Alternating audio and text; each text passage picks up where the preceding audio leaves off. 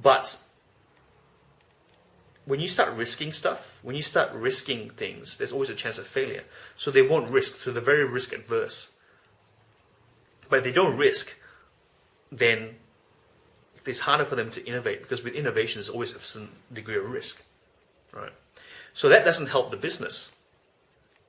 It doesn't help the business because they can't innovate, or they find it hard to innovate.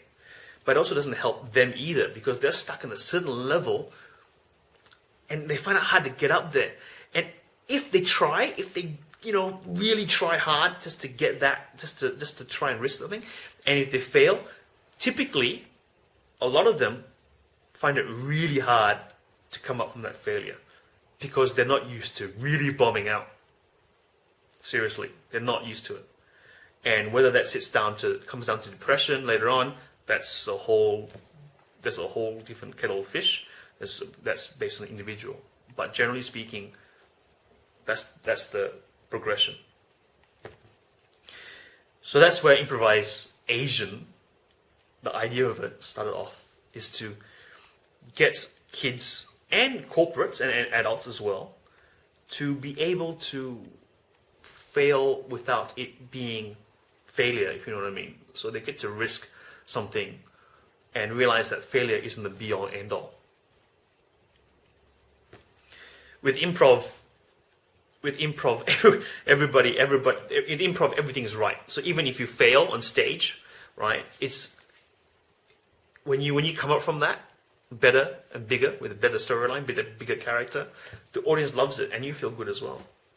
So that trains you up by doing improv, by learning improv, the basic principles of it. That trains you up as well to be a bit more resilient and also not be afraid to risk something because you see a bigger goal for it, and that will eventually help with the kids and adults that's learned everything by rote, and because learned everything by rote, and because they have tutors and so forth, and they study, and even now with computer games, the social aspects drop down.